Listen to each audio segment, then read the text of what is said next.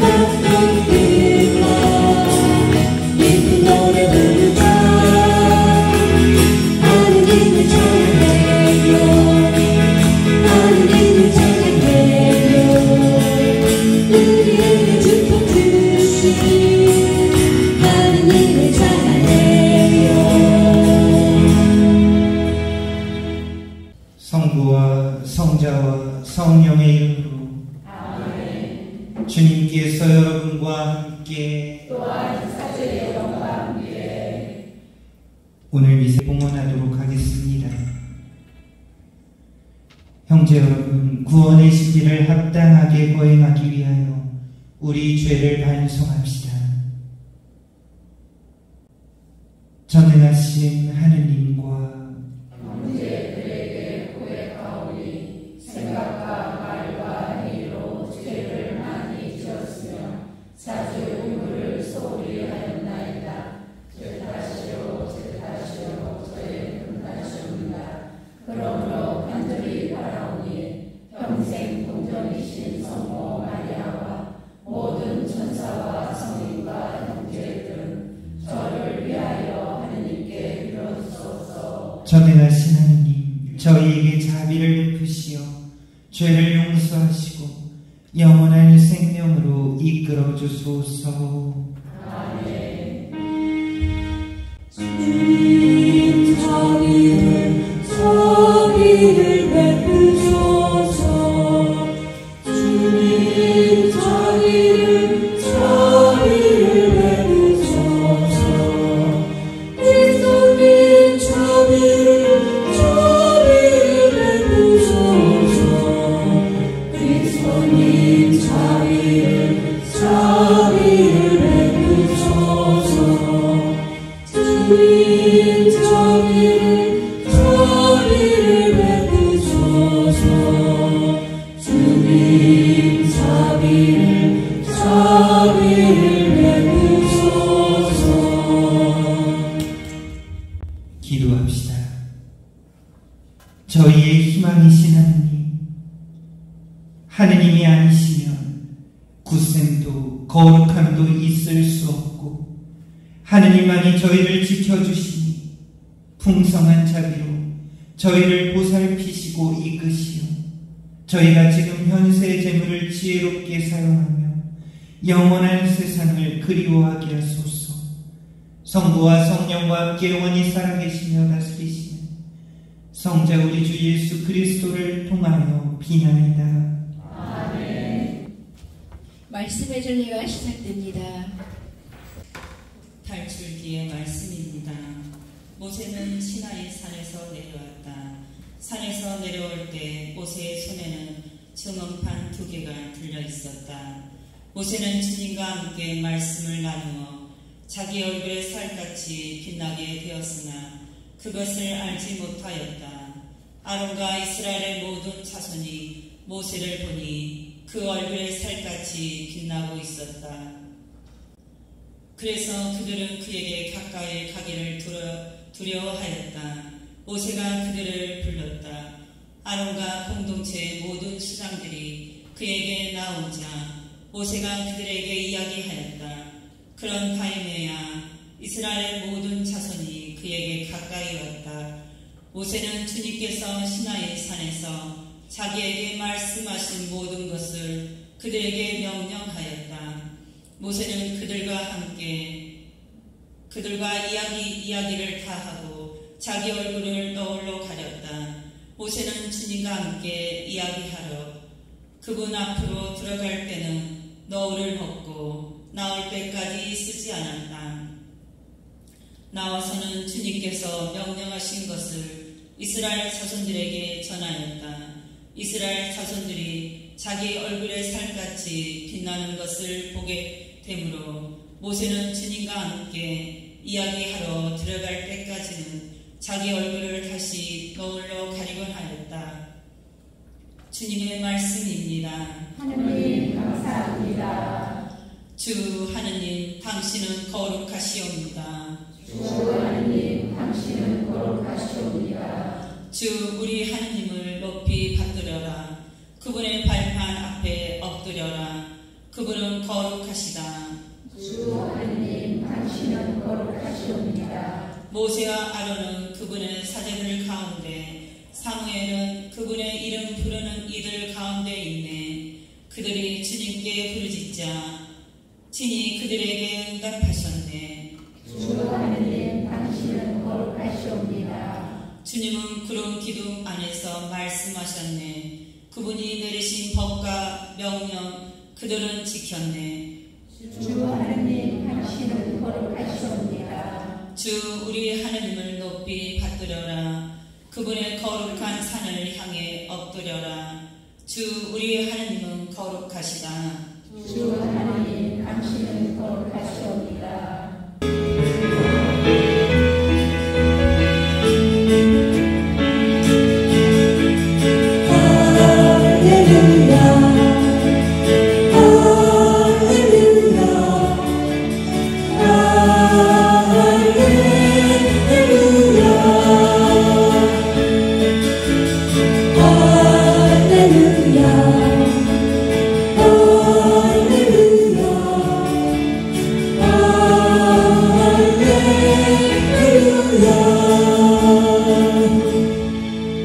주님이 말씀하신다. 내 아버지에게서 들은 것을 너에게 모두 알려주었으니 나는 너희를 친구라고 부른다.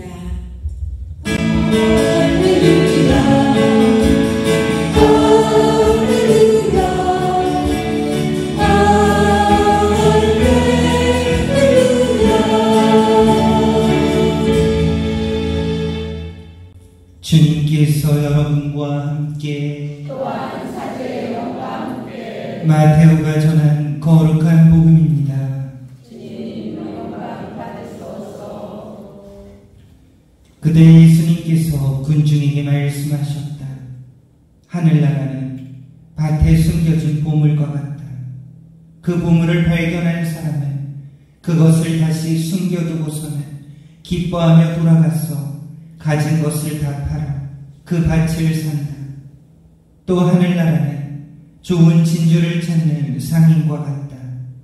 그는 값진 진주를 하나 발견하자 가서 가진 것을 모두 처분하여 그것을 샀다. 주님의 말씀입니다. 그리스도님 참여합니다. 반갑습니다. 반갑습니다. 네, 제가 우리 회장님한테 맨 처음에 연락받을 때는 안성이라는 공도 성당에서 올 수 있겠냐라고 해서 가보겠다라고 했는데 그 사이에 인사이동을 해버려가지고 교구청으로 가게 되어서 퇴근하자마자 지금 후다닥 와가지고 조금 아직 멀미를 하는 것 같은데 1년 만에 보자도 요즘에 2년을 하는데 주임인데 1년 만에 발령을 받아가지고 무척 슬펐었습니다. 왜냐면은 그곳에서 참 행복하게 살았기 때문에, 그리고 오늘 복음 말씀처럼 그곳에서 보물을 발견하고 가진 것을 다 팔다 못해 대출을 받아서 그 본당 안에서 참 기쁘게 살았었는데 갑자기 인사이동을 돼서 처음에 굉장히 슬펐다가 또 지금 수원교구 교구청 홍보국에서 이렇게 있는 상황인데 손이 안 보이시겠지만 좀 쭈글쭈글해지고 잔주름이 엄청 많아졌어요. 이게 보물 파다가 이렇게 된 거거든요. 가끔 조금 이따 좀 더 이야기 드리겠지만 그 본당에 있을 때 가끔 애들이 중고등부 친구들이 아침이면 아침 먹으러 와서 그 다음에 학교를 가고 학교 끝나면 저녁 먹으러 와서 학원을 가고 적게 전 식복사 없이 살았으니까 적게 밥을 해서 먹이고 설거지를 시킨 적도 있지만 제가 한 적이 더 많기 때문에 고무장갑을 안 끼고 해서 그런지 손이 아직 쪼글쪼글 하더라고요. 이게 안 하다 보면 좋아지겠지 했는데 잘 회복은 안 되는 것 같아요. 그런가요? 회복 잘 안 돼요?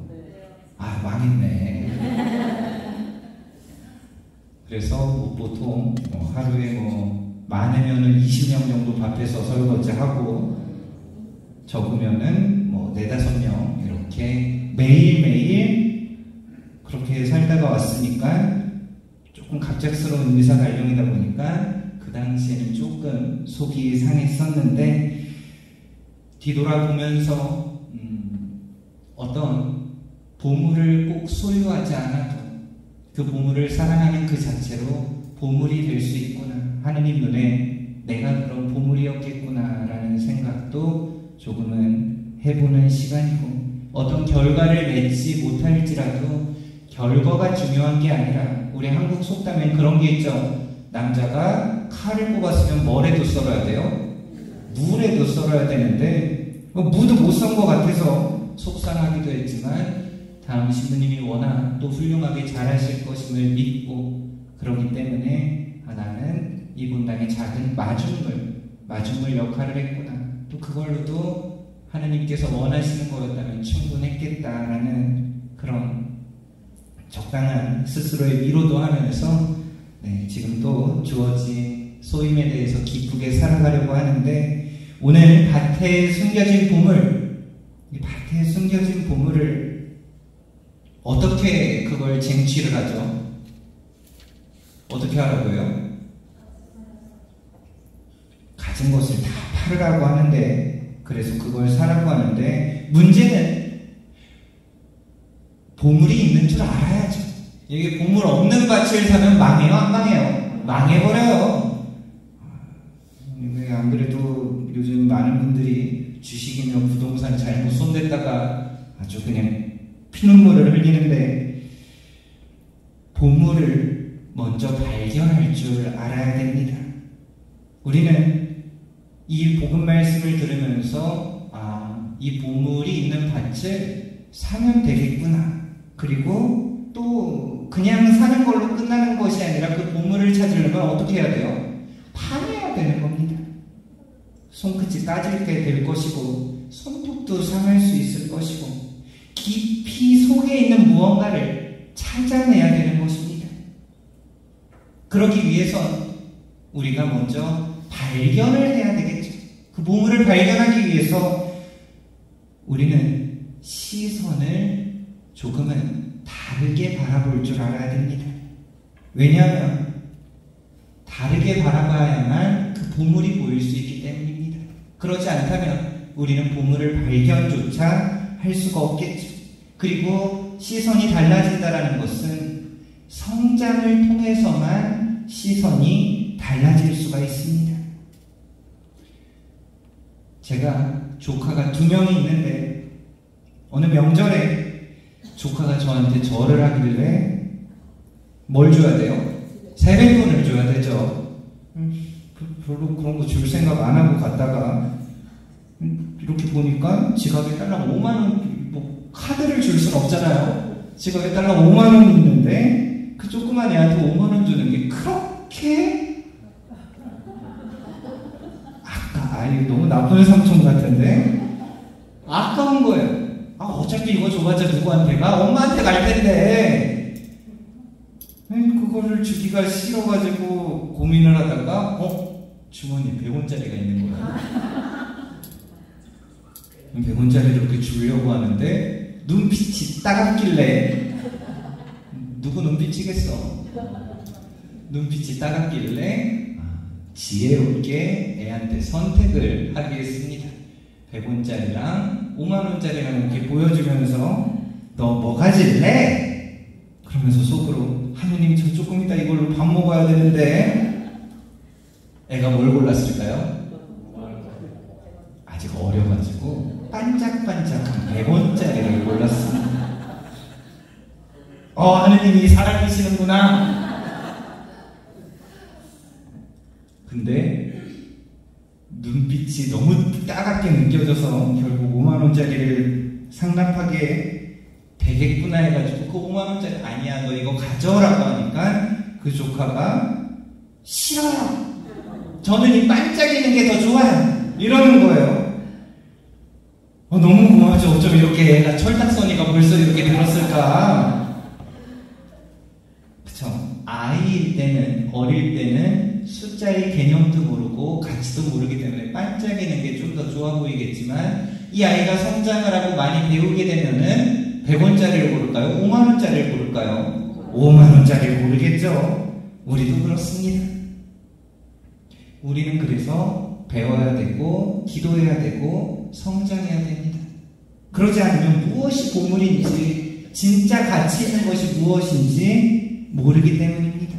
하느님에 대한 인식이 깊어지면 깊어질수록 그 보물이 보여지기 시작합니다. 우리가 보물을 발견하지 못하는 이유는 하느님에 대한 인식이 깊어지지 못하기 때문이죠. 우리들은 하느님한테 바라볼 때 뭐를 봅니까? 내 자신을 볼 때가, 내 소유의 것들을 바라볼 때가 너무나 많이 있습니다. 그게 나의 보물이라고 생각을 해요. 근데 오늘 복음에서 내가 가진 것을 다 팔아서 그것을 샀다라고 할 때 우리는 이거에 이제 집중을 해보면 좋을 것 같습니다. 기도 내용이나 혹은 기도를 할 때 물론 나를 위해서 기도하는 건 정말 좋은 거예요. 그게 나쁜 것은 아닙니다. 그리고 하느님은 그렇게 내 자신을 위해 기도할 때 그 기도를 들어주죠. 들어주실 때도 많이 있습니다. 근데 그 들어주는 이유는 내가 너를 사랑하기 때문에, 그리고 그 사랑을 알아달라고, 그리고 거기서 끝나는 것이 아니라 내가 너에게 주는 사랑을 이웃들에게 똑같이 너가 전해주라.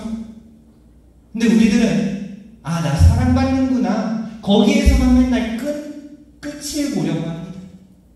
하느님이 우리한테 은총을 주는 이유는 우리 10계명에도 도둑질하지 마라. 그 도둑질이 어떤 도둑질이에요? 남의 거 이렇게 갖고 가는 것도 도둑질이지만 진짜 도둑질은 하느님한테서 받은 것을 그냥 내가 다 먹으려고 할 때가 도둑질이기도 합니다.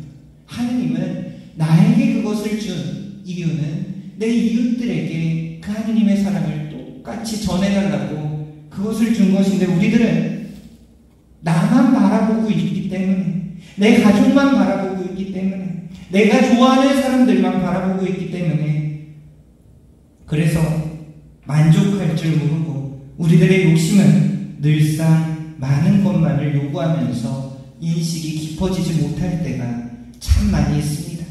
그리고 그 끝은 끝까지 내 기분, 내 감정, 내 생각, 내 삶의 방식만이 전부라고 생각하게 되어버리는 아찔한 결과를 나아가게 됩니다. 그래서 우리가 내일이면은 이냐시오 성인의 축일을 맞이하게 되는데, 이냐시오 성인, 많은 분들이 그냥 예수회를 창립한 분 중에 한 분이다 라고만 알고 있는데, 이냐시오 성인의 영성을 우리는 오늘 복음 안에서 조금은 생각해보면 좋을 것 같습니다. 이냐시오 성인의 모토는 모든 것 안에서 하느님 발견하기입니다. 모든 것 안에서, 나한테 준 거 안에서 하느님을 발견하는 게 아니라 모든 것 안에서. 이 말은 모든 것이 곧 하느님이다라는 만신론 혹은 다원주의, 이것과는 완전 다른 건데, 얼핏 들으면은 우리가 잘못된 신앙관을 가질 수도 있는데, 모든 것 안에서 하느님의 사랑을, 모든 것 안에서 하느님의 흔적을 발견하기. 그 모든 것은 나한테 좋은 것도 있지만 나한테 해로운 것도 있고, 내가 원하는 것도 있지만 내가 원하지 않는 것 안에서도 하느님의 손길이, 하느님의 사랑이 작용하고 있음을 발견해달라는 요청이기도 합니다. 그런데 우리들은 나만 바라보다가, 내 것만 챙기려고 하다가 나한테 조금 불리하고 불합리한 상황이 닥쳐올 때 우리들 마음은 어떻게 돼요? 조급해지고 바빠지고 두려워지게 됩니다. 그렇게 될 때 우리들은 자연스럽게 문을 더 걸어 잠그게 되기 시작을 하죠. 그렇게 문을 걸어 잠그기 시작을 할 때 점점 스스로 고립된 삶 안에서 하느님은 나의 하느님이어야만 된다라고 외쳐버리게 되기도 할 것입니다. 그리고 그렇게 될 때 성당과 내 밖에서의 삶의 신앙생활이 일치가 될까요? 안 될까요? 죽어도 안 됩니다. 그래서 이냐시오 성인은 이렇게 말을 합니다. 하느님이라는 존재를 수도원 안에서만, 즉 성당 안에서만 찾아서는 안 된다.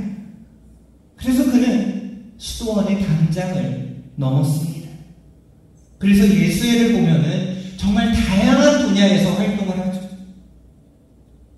과학자도 있고, 음악가도 있고, 선생님도 있고, 의사도 있고, 예수회는 그렇게 폭넓게 활동하는 게 수도원 밖을 넘었기 때문입니다. 시장에서든, 정치 안에서든, 문화 안에서든, 가정에서든, 과학 안에서든, 인간이 살아가는 모든 영역에서 하느님을 만나야 된다라고, 찾아야 된다라고.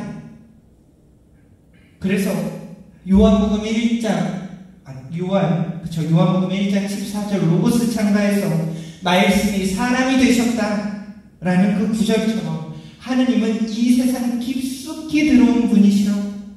그래서 세상의 모든 사건과 사물 안에서 하느님의 손길을 읽어내려고 했던 것이 이냐시오 성인의 삶이기도 합니다. 우리들도 그렇게 되어야 되겠죠. 그냥 성당 안에서만 하느님이라는 것을 찾으려고 할 것이 아니라, 주방에서도, 혹은 제가 어쩌다 카페에 이렇게 가서 혼자 커피를 마시면서 책을 잠깐 볼 때가 있는데, 그 카페에서 그렇게 있으면 다른 사람 소리가 뭔 얘기하는지 입 조심하셔야 돼요. 다 들려요.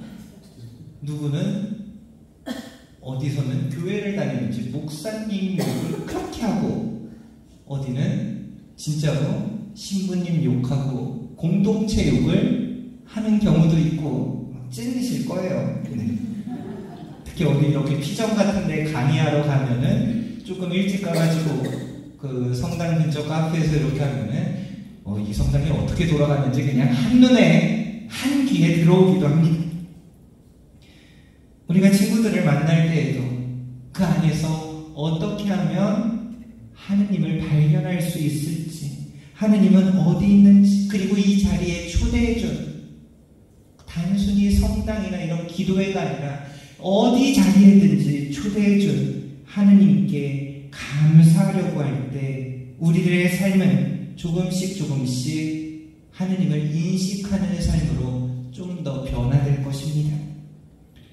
그래서 영신수련, 이냐시오 성인이 하셨던 영신수련의 1원리와 기초, 인간은 하느님을 찬미하고 공경하고 봉사하여 자기 영혼을 구원하기 위해 창조되었다. 그 밖에 모든 피조물은 인간이 이 목적을 이루도록 돕기 위해 창조되었다. 모든 것 안에서 그래서 하느님을 발견해야 된다는 것입니다. 내가 오늘 만난 사람들, 내가 오늘 마주했던 사건들, 그 모든 것들이 전부 하느님께 더 가까이 가도록 돕는 사다리라는 뜻입니다. 그래서 우리들은 이 하느님에 대한 인식을 넓히기 위해서 성경을 읽고 묵상하고, 그것이 단순히 성당이나 방구석에서 하는 묵상이 아니라 세상을 나아가면서 마주하는 모든 것 안에서 하느님을 찾고 발견하기 시작을 할 때 우리들은 조금씩 하느님을 바라볼 수 있는 그 눈이 성장하게 될 것입니다. 기존엔 나만 바라보면서 나 이것 좀 해주세요 이렇게 기도하던 내가 성장하게 될 때 100원짜리를 놓고 5만원짜리를 택할 수 있는 그러한 눈을 그러한 눈을 띄워질 수 있게 될 것인데, 중요한 것은 또 다음 것입니다. 만약에 우리가 그렇게 성장을 이미 했고 혹은 앞으로 그렇게 더욱 성장은 멈춰서는 안 되죠. 계속해서 성장을 통해서 끊임없이 하느님을 발견하게 되었다면 기쁠 것입니다. 근데 거기에서 중요한 질문을 던져야 되겠죠. 이것이 입으로만 외치는 감사인가? 입으로만 외치는 보물인가? 아니면 오늘 복음 속 사람처럼 모든 것을 팔아서 그것을 사는 삶으로 변화될 것인가? 모든 것을 판다. 내가 가진 것을 판다. 내가 가진 것, 우리가 너무 물질적으로만 생각을 해서 돈이라고 생각을 하는 경우가 참 많이 있습니다만, 물론 그것도 포함이 되겠죠. 하지만 모든 것을 팔았다라는 것은 단순히 돈을 뜻하는 것이 아니라 그동안 나의 삶의 원동력들, 내 자존심, 성경에서 그걸 명예라고 이야기하겠죠. 내 자존심 혹은 내 건강, 내 취미, 수많은 것들, 나를 유지시켰던 그 장치들, 그 모든 것들을 팔아서 차지한다라는 그 뜻은 그것을 포기한다라는 것이 아니라 그 보물의 가치를 알면 자연스럽게 그것을 내려놓을 줄 알게 되게 될 것입니다. 그것에 쏟아부었던 그 모든 시간들을 이제 그 보물을 향해서 쏟아부을 것이고, 다시 말해 하느님을 향하는 자유를 선택하는 것이 바로 내가 가진 것을 파는 모습입니다. 이냐시오 성인은 이것을 무차별성이라고 불렀습니다. 그래서 건강해도 좋고 아파도 좋고 부유해도 좋고 가난해도 좋고 명예를 얻어도 좋고 모욕을 당해도 좋고, 중요한 것은 내 상황 탓을 할 것이 아니라, 핑계를 댈 것이 아니라 어떤 상황에서도 하느님을 선택할 그 자유를 잃지 않게 되는 것, 바로 그것이 보물을 가진 것을 팔아 사는 삶입니다. 우리들은 사실 자기 합리화에 너무나 능하다 보니까 무슨 핑계만 있으면 아주 합리화를 할 때가 많이 있습니다. 병에 걸려서 사랑하지 못했다. 다리가 아파서 사랑하지 못했다. 지금 내가 너무 바빠서 사랑하지 못했다. 상황이 안 좋아서 사랑하지 못했다. 내가 지금 너무 상처받아서 그럴 수밖에 없었다. 그래서 나는 공동체와 좀 멀어질 수밖에 없었다. 라는 그런 핑계가 아니라 어떤 상황에서도 하느님을 포기하지 않는 자유, 그것이 내 모든 상황을 내려놓고 보물을 사는 모습이 되는 것입니다. 그래서 그냥 내 합리화를 하면서 좋은 게 좋은 거지라는 그런 싸구려 긍정주의가 아니라 하느님을 선택할 자유를 잃지 않겠다라는 신앙의 선언을 우리는 할 줄 알아야 되고, 바로 그것이 모든 것 안에서 하느님을 찾는다라는 개념이기도 합니다. 제가 아까 예전도 아니죠. 한 달 됐나? 그쵸? 한 달 조금 넘었는데, 한 달 조금 전까지 있었던 그 성당의 이야기. 물론 모든 신부님들이 기쁘고 열심히 삽니다만, 제 교만을 이야기하는 것 같아서 조금 조심스럽기도 한데, 저 같은 경우는 그곳에 있으면서 조금 많이 졸렸습니다. 잠을 많이 못 잤어요. 적게 자는 날은 그냥 2시간씩 그냥 쭉 그렇게 몇 날을 지낼 때도 있었고, 근데 그 잠을 안 자고 일단 아침에 가끔 애들이 오면은 이것들이 지문을, 제가 사제관을 개방했던 나머지 애들 지문을 다 등록을 해줬거든요. 애들이 문 열고 들어와서 방문 두들겨서 밥 주세요! 그러기도 하고, 또 그렇게 하고, 아침에 기도하고, 강론 준비하거나 강의 준비하거나, 거기가 이제 막 노인대학을 만들어서 노인대학도 준비하고, 예비자교리도 하고, 견진교리도 하고, 매주 성경 공부도 하고, 그리고 천영 성체 교리를 들어갈 때도 종종 있고, 부모교육 들어갈 때도 있고, 또 중고등부 활성화를 위해서 새벽에 김밥을 그렇게 싸는 일들을 할 때는 또 같이 나가서 그러한 것들을 할 때도 있고, 그러한 것을 하다 보니까 진짜 시간이 없더라고요. 진짜 시간이 없어서, 왜냐면 저는 말재주가 없어서 지금도 말하는 거 다 원고를 보고 읽어야 돼요. 그래서 이 말씀의 은사를 받은 분들 보면 그렇게 부러워 죽겠어요.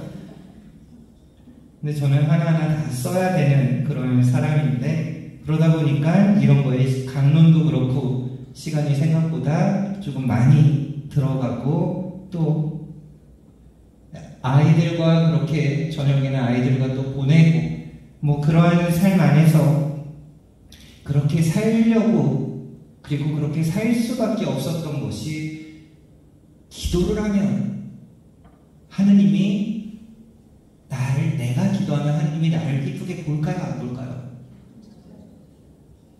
저는 기도할 때마다 진짜 하느님이 나를 너무 사랑하는구나, 너무 사랑하는구나, 너무 기쁘면서 또 한편으로는 너무 미안해요. 그 사랑에 합당하게 살지 못하는 제 자신조차도 하느님은 용서해 주시면서 끊임없이 사랑을 부어주시는데, 그 하느님의 눈빛은 저만을 향하는 눈빛이 결코 아니죠. 저도 사람인지라 공동체 안에서 조금 삔또가 상하는 일들도 있을 것이고, 이런 말 하면 안 되죠. 조금의 갈등 상황도 있을 것이고, 마음 상하는 일들도 분명히 있죠. 그게 어떻게 없겠습니까? 그래서 기도할 때, 기도를 하다 보면 하느님은 부족한 저를 너무나 사랑하시는 것처럼 그 사람도 너무나 사랑하고 있기 때문에 내 눈으로 바라보는 게 아니구나, 하느님의 눈으로 저 사람을 바라보려고 해야 되겠구나 라고 하면 용서가 되고 사랑할 수밖에 없고, 그리고 공동체를 그렇게 보면 하느님이 이렇게 바라보고 있는데 내가 어떻게 가만히 있을 수 있겠느냐.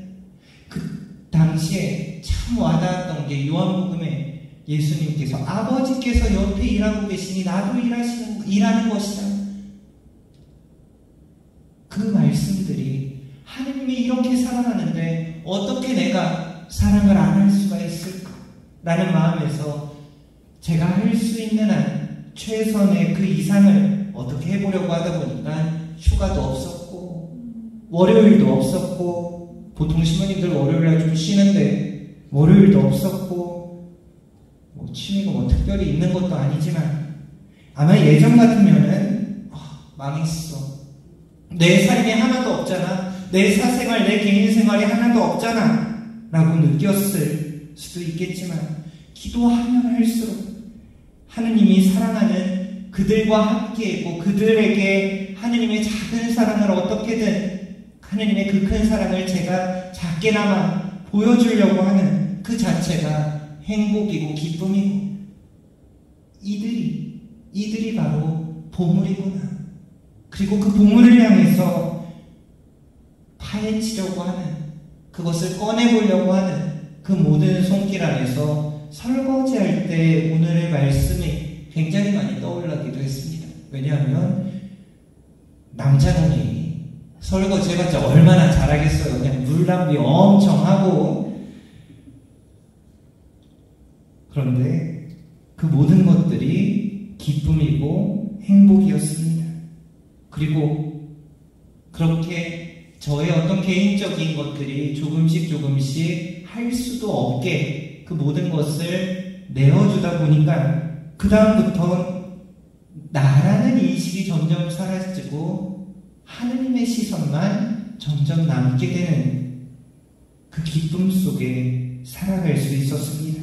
그러다 보니 누군가가 나를 무시할지라도, 누군가가 나를 욕할지라도 그것이 전혀 걸림돌로 일어나지가 않기도 했던 작은 체험들이 저한테는 너무나 소중했던 1년의 시간이기도 했는데, 특히나 오늘 독서에서 모세가 뭐를 들고 내려오죠? 그쵸, 증언판 10계명으로. 근데 그것을 2개를 들고 내려옵니다. 증언판 2개 이렇게 들고 내려왔나? 이렇게 들고 내려왔나? 아무튼 이 증언판은 뭐에다가 써져 있었어요? 종이? 1번 종이, 2번 나무, 3번 돌. 오, 훌륭하세요. 돌에다가 써 있었던 것입니다. 아니, 돌이 조금 했나? 왜 2개에다가 나눴을까요? 산을 내려올 때 이 2개 떼어면 불편할 텐데, 그죠?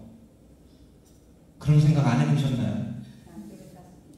양쪽에다 한 개 1부터 10까지는 너무 크니까 우리가 그렇게 생각할 수도 있지만, 이 증언판은 하느님과의 계명, 즉 계약이 담겨 있는 것입니다. 최초의 계약은 아담과 했죠. 너 모든 걸 먹어도 되지만 이 나무 열매만큼은 먹지 마라. 하느님과의 구두계약. 구두계약은 법적인 효력이 있나요, 없나요? 그쵸. 그래도 뭐 녹음하면 좀 그렇지만, 아무튼 좀 구두계약은 법적인 효력이 없지만, 계약서를 쓰고 갑은 을에게, 을은 갑에게 이 계약서 쓰고 사인하면 그거는 법적 효력이 있나요, 없나요? 그 법적인 효력이 있던 최초의 계약을 하는 사람이 바로 아브라함입니다. 고대 근동지방의 계약의 형식은 동물을 반으로 자른 다음에, 그럼 그 사이로 뭐가 막 나올까요? 피가 나오겠죠. 피가 줄줄줄줄 흐르는 사이로 계약자와 피계약자가 걸어갑니다. 그러면서 계약을 어기는 사람은 어떻게 되는 거예요? 그 동물처럼 반으로 잘라 죽어야 되는 것이 고대 근동지방의 계약의 형식입니다. 그래서 아브라함은 동물을 자르고 그 가운데를 지나갔죠. 그리고 그 계약은 내용이 뭐였죠? 인간은 하느님만 섬기고 살아가야 된다. 그리고 하느님은 그렇게 할 때 인간에게 뭐를 줘요? 복을 내려주실 것이다 라는 것이 계약의 내용입니다. 아시죠? 아브라함은 그 말씀을 믿고 오직 하느님만을 섬기면서 살아갔지만, 그 자식들, 그 그 자식들은 그 계약을 온전히 지킬까요? 안 지킵니다. 그럼 인간은 어떻게 해야 돼요? 반으로 잘라서 죽어야 되는 것이, 하느님은 정의로운 하느님이기 때문에 약속을 지켜야 돼요? 안 지켜야 돼요? 반드시 지키시는 분이십니다. 그런데 인간을 사랑하는 당신이 사랑해서 창조한 이 인간을 죽일 수가 없는 것이죠.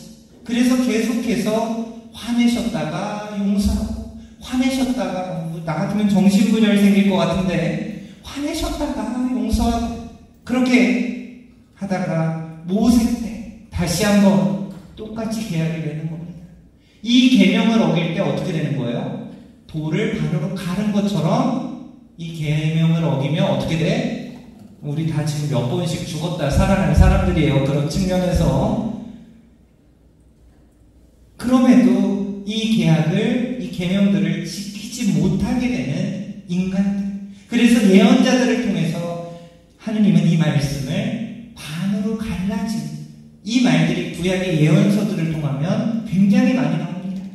우리가 조금 있다가 성체를 모시게 될 텐데, 이거를 할 때 보라 하느님의 어린 양 할 때 어떻게 해요? 반으로 쪼개는 이유는 나눠 먹으라는 것이 아니라 이 계약을 이야기하는 것입니다. 그 계약의 완성자가 바로 예수님이죠. 왜? 인간을 죽여야 되는데 죽일 수 있어? 없어? 사랑하니까 계약은 완성해야 되겠고, 사랑하기 때문에 죽일 수는 없고, 하느님이 택한 것은 내가 죽을게, 내가 인간이 돼서 내가 죽을게. 그래서 예수님은 반으로 갈라져서, 그래서 예수님이 돌아가실 때 하느님을 상징하는 성전 휘장이 어떻게 된다고 해요? 반으로 찢어졌다. 예수님이 돌아가실 때 지진이 일어나서 성전이 어떻게 됐다고? 갈라졌다고. 그렇게 표현을 하는 게 바로 하느님의 죽음을 이야기하는 것입니다. 우리가 보라 하느님의 어린 양을 할 때 바로 반으로 갈라진 것을, 왜 보라를 이야기하는가? 계약을 완성한 이 예수님을 보라. 그러면서 예수님은 새 계약을 우리에게 이야기하셨죠. 내가 너희를 사랑한 것처럼 너희도 서로 사랑하여라. 그런데 이 서로 사랑한다라는 것이 인간적으로만 사랑하려고 할 때 우리들은 언제나 한계에 부딪히고 말 것입니다. 그래서 율법학자가 예수님께 와서 무엇이 가장 큰 계명입니까? 라고 물었을 때 예수님이 가장 큰 계명을 뭐라고 그래요? 하느님 사랑을 첫 번째로, 네 모든 것 바쳐서 하느님을 사랑하라고 이야기를 합니다. 저는 예전에 왜 하느님 사랑을 첫 번째로 두지? 솔직히 궁금한 적이 많았는데, 하느님을 체험하기 시작하니까, 그리고 그 하느님과 조금씩 가까워지는, 물론 아직도 갈 길은 멀겠지만 조금씩 가까워지면 가까워질수록 내 눈으로 보는 것이 아니라 인간을 너무나 사랑해서 당신이 죽을 수밖에 없었던 그 하느님의 시선이 저도 같이 조금씩 공유되기 시작을 하니까 이웃사랑이 자연스럽게 되기 시작을 하더라고요. 내 마음에 들어서 사랑하는 게 아니라 내 마음에 들지 않을지라도 하느님이 저 사람을 저렇게 사랑하는데 내가 어떻게 사랑하지 않을 수 있겠는가? 하느님이 이들을 이렇게 사랑하는데 어떻게 내가 혼자 놀고 먹을 수가 있겠는가? 사랑하게 되더라고요. 그 시선은 하느님의 눈이 답입니다. 누가 저희 이웃입니까? 라는 그 질문에 예수님은 착한 사마리아 사람의 비유로 말씀하셨죠. 착한 사마리아, 우리도 어느 정도 알다시피 이스라엘과 사마리아는 완전 극과 극이었습니다. 오늘날 우리식 표현으로 하면 뭘까요? 뭐 남한, 북한, 이건 너무 먼 것 같아요. 극우파, 극좌파 둘이 만나면 아주 그냥 무섭죠. 만약에 나도 정치적으로 약간 이쪽인데 저쪽 사람 만나서 대화한다고 하면 골치 아플 겁니다만, 우리들은 이런 것에서도 갈등의 이유가 나는 게 내가 생각하는 것, 내 경험이 전부라고 여기는 것, 내 시선이 아직 나한테만 머물기 때문에 하느님 시선으로 넘어갈 때 우리들은 나의 이념을 뛰어넘어서, 나의 종교를 뛰어넘어서 사랑의 눈으로, 신앙의 눈으로, 하느님의 눈으로 저 사람한테 다가가는 착한 사마리아 사람이 그제서야 될 수 있을 것입니다. 그냥 마음을 속으로 썩어 들어가면서 아닌 척 괜찮아요 하면서, 그게 아니라 인간의 힘으로 하는 것이 아니라 하느님 사랑의 힘으로만 우리들은 우리들 자신을 극복할 수 있고 시선을 성장할 수 있고, 그렇게 될 때에만 우리들은 보물을 발견하고 그 보물을 향해서 파낼 수 있는 힘이 있고, 그 안에서, 그 모든 것 안에서 하느님을 조금씩 더 발견할 수 있게 될 것입니다. 가끔 그런 걱정도 들 수도 있을 것입니다. 이렇게 살다가 내 건강이 망가지면 어떡하나? 이렇게 살다가 내 손이 다 망가지면 어떡하나? 그런데 물론 그런 인간적인 걱정도 들면서, 그러면서 우리들은 예수님을 따르고 싶다라고 또 기도하고 있지 않습니까? 그 예수님이 보여주신 것은 사랑해서 모든 것을 건네주신 그 모습. 우리가 나에게 머물 때 그런 걱정들이, 악은 그런 우리들의 발목을 너무나 쉽게 붙잡겠지만, 내 시선을 내가 아니라 하느님에게 두기 시작을 할 때 수많은 보물들이 보이기 시작할 것이고, 그것을 파내려가는 과정 안에서 오히려 내가 정화되기 시작을 할 것이고, 나는 점점 사라지고 그리스도만 남게 되는 바오로 사도의 고백이 우리들 마음 안에서 진정 우러나올 수 있게 될 것입니다. 오늘 모세는 하느님을 마주하고 밝게 빛난다고 하죠. 마치 예수님이 거룩하게 변모하게 된 것처럼 말입니다.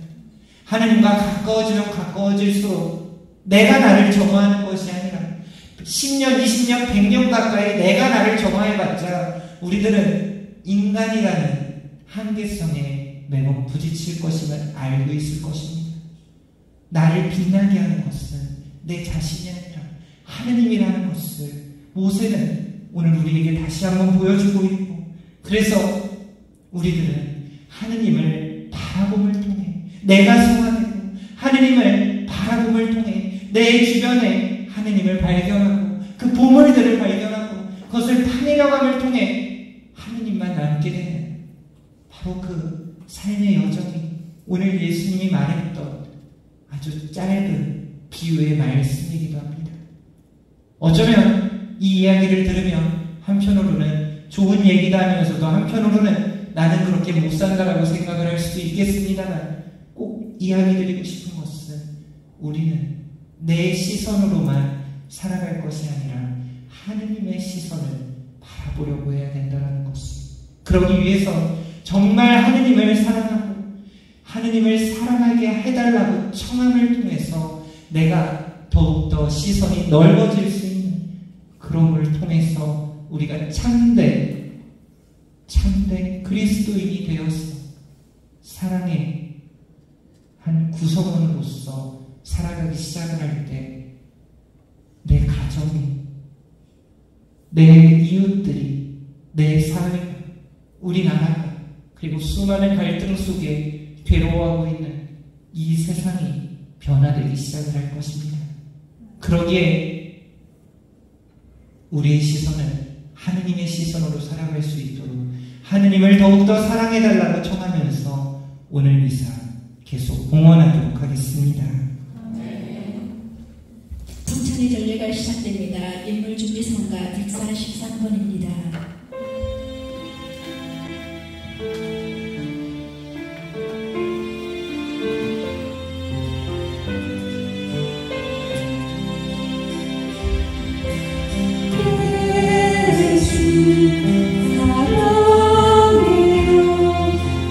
사랑해요,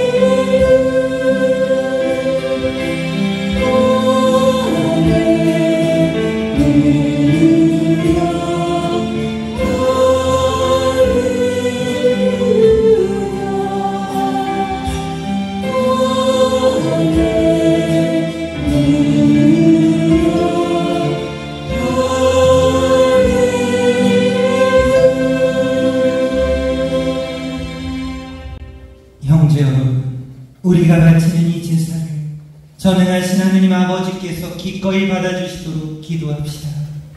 사제를 손으로 바치는 이 제사가 주님의 이름에는 찬미와 영광이 되고 저희와 온 교회에는 도움이 되게 하소서. 주님, 은혜로 내려주신 예물을 바치오니 이 거룩한 제사를 받아들이시고 주님께서 베푸시는 은총의 힘으로 저희가 이 세상에서 거룩하게 살아 마침내 영원한 기쁨을 누리게 하소서. 우리 주 그리스도를 통하여 비나이다. 아멘. 주님께서 여러분과 함께 또한 사제의 영과 함께 마음을 드높이 주님께 올립니다. 우리 주 하느님께 감사합시다. 마땅하고 옳은 일입니다. 거룩하신 아버지, 사랑하시는 성자 예수 그리스도를 통하여 언제나 어디서나 아버지께 감사하니 참으로 마땅하고 옳은 일입니다. 저희 도리오 구원의 길이옵니다. 아버지께서는 말씀이신 그리스도를 통하여 모든 것을 창조하시고 그분을 저희에게 구세주로 보내셨으니 그분께서는 성령으로 인하여 동정 마리아에게서 사람으로 태어나셨나이다. 성자께서는 아버지의 뜻을 이루시고자 십자가에서 팔을 벌려 백성을 아버지께 모아들이셨으며 죽음을 이기고 부활하셨나이다. 그러므로 저희도 모든 천사와 성문과 함께 한 목소리로 주님의 영광을 찬양하나이다.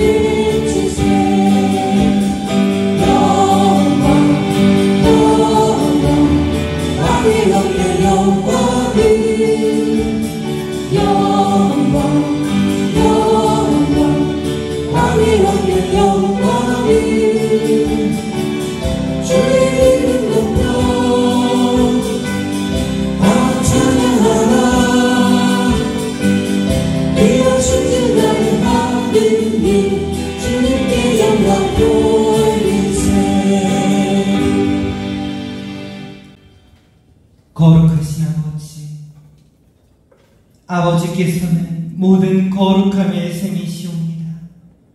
간구하오니 성령의 힘으로 이 예물을 거룩하게 하시고 우리 주 예수 그리스도의 몸과 피가 되게 하소서. 스스로 원하시는 순환이 다가오자 예수님께서는 빵을 들고 감사를 드리신 다음 쪼개어 제자들에게 주시며 말씀하셨나이다. 너희는 모두 이것을 받아 먹어라. 이는 너희를 위하여 내어줄 내 몸이다.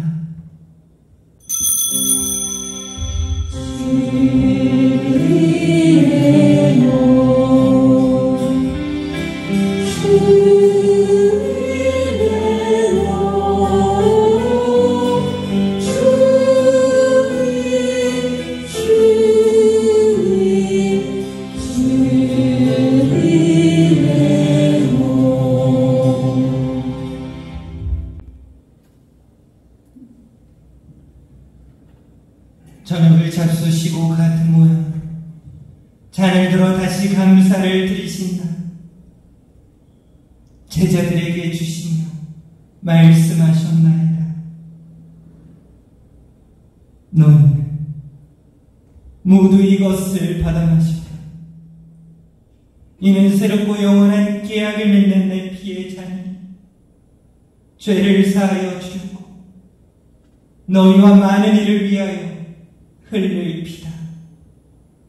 너희는 나를 기억하여 이를 행하여라.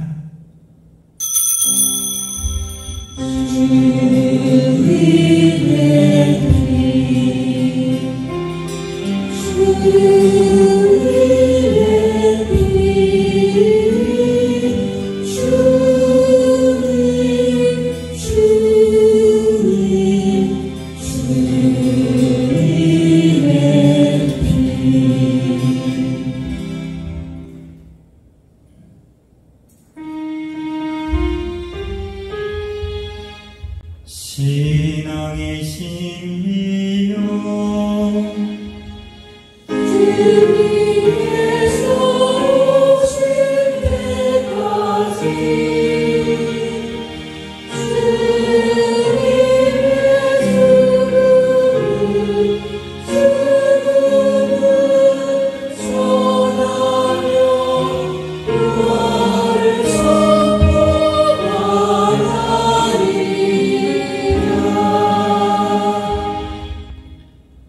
아버지, 저희는 그리스도의 죽음과 부활을 기념하며 생명의 빵과 구원의 잔을 봉헌하나이다. 또한 저희가 아버지 앞에 나와 봉사하게 하시니 감사하나이다. 간절히 청하오니 저희가 그리스도의 몸과 피를 받아 모시고 성령으로 모두 한 몸을 이루게 하소서. 주님, 온 세상에 널리 퍼져 있는 교회를 생각하시오. 교황 프란치스코와 교황 레오와 저희 주교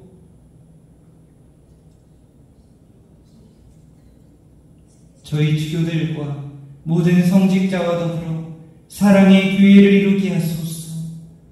부활의 희망 속에 고이 잠든 교우들과 세상을 떠난 다른 이들도 모두 생각하시오. 그들이 주님의 빛나는 얼굴을 배우게 하소서. 저희에게도 자비를 베푸시오. 영원으로부터 주님의 사랑을 받는 하느님의 어머니 복되신 동정 마리아와 그 배필이신 성 요셉과 복된 사도들과 모든 성인과 함께 영원한 삶을 누리며 성자 예수 그리스도를 통하여 아버지를 찬양하게 하소서.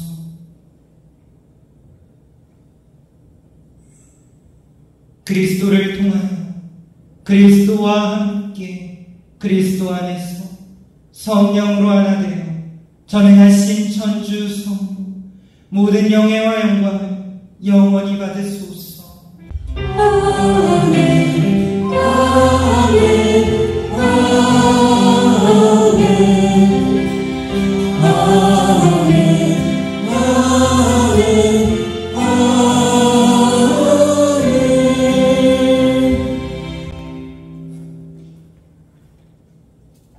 모두 함께 주님께서 가르쳐 주신 기도를 정성 들여 바칩시다.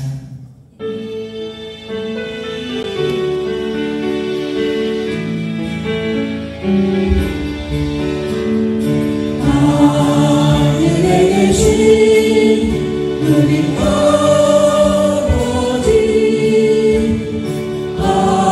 아버지의 이름이 거룩히 빛나시며 아버지의 나라가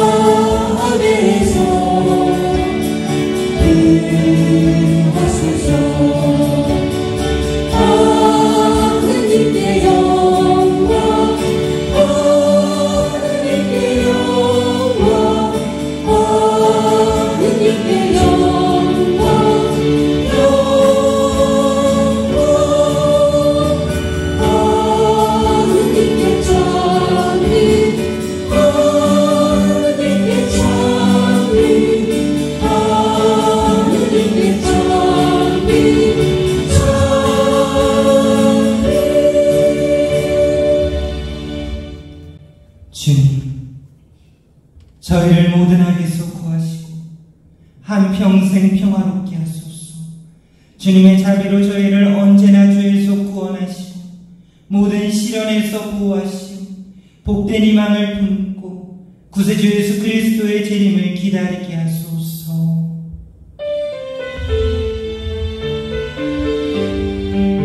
주님께 나라와 권능과 영광이 영원히 나으리라. 주님께 나라와 권능과 영광이 영원히 나으리라. 주 예수 그리스도님, 일찍이 사도들에게 말씀하시기를 너희에게 평화를 두고 가며 내 평화를 주노라 하셨으니 저희 죄를 헤아리지 마시고 교회의 믿음을 보시어 주님의 뜻대로 교회를 평화롭게 하시고 하나 되게 하소서. 주님께서는 영원히 살아계시며 다스리시나이다. 주님의 평화가 항상 여러분과 함께 또한 사제의 영광과 함께 평화의 인사를 나누십시오. 평화를 빕니다.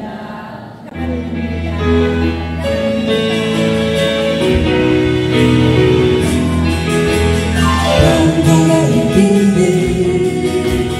평화를 빈들 주님의 평화가 그대와 함께 너를 곁에 평화가 넘치길 주님의 이름으로 축복합니다.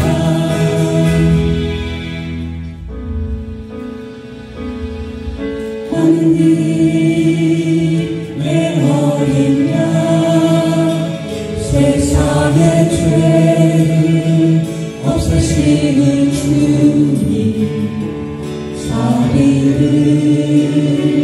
베푸소서. 하느님의 어린 양 세상의 죄를 없애시는 주님 자비를 베푸소서. 하느님의 어린 양 세상의 죄를 없애시는 주님 평화를 주소서.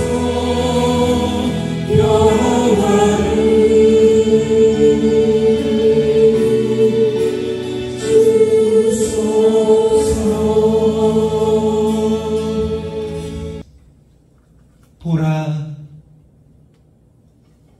하느님의 어린 양, 세상의 죄를 없애시는 분이시니 이 성찬에 초대받은 이는 복되도다.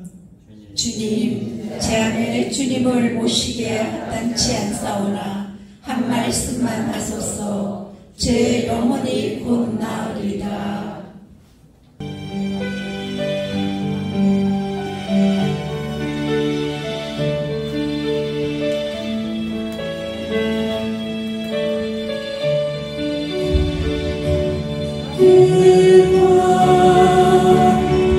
가는 길이 너무나 외롭지만 주님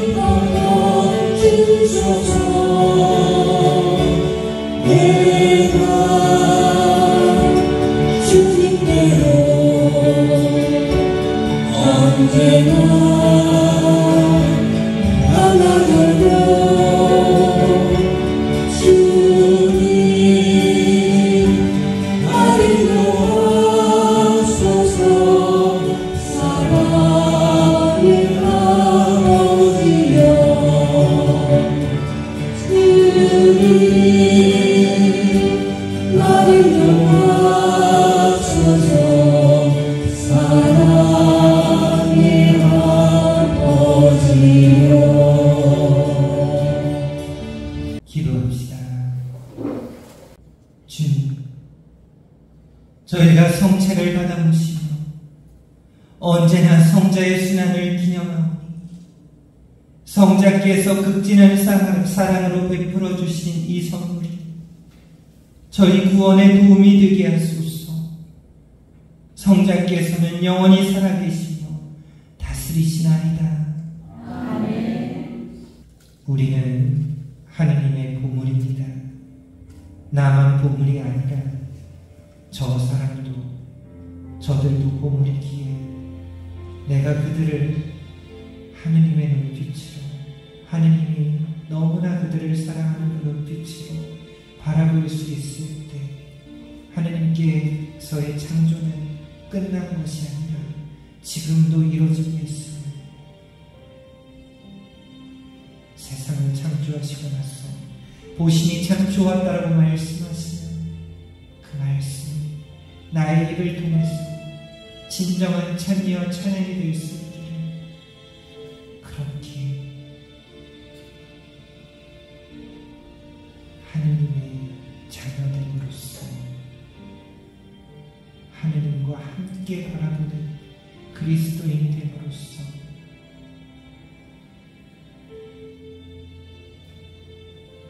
나에게도 나의 이웃들에게도 진정 사랑한다고, 진정 아름답다고 말하는 그런 우리가 되기를 함께 기도드립니다.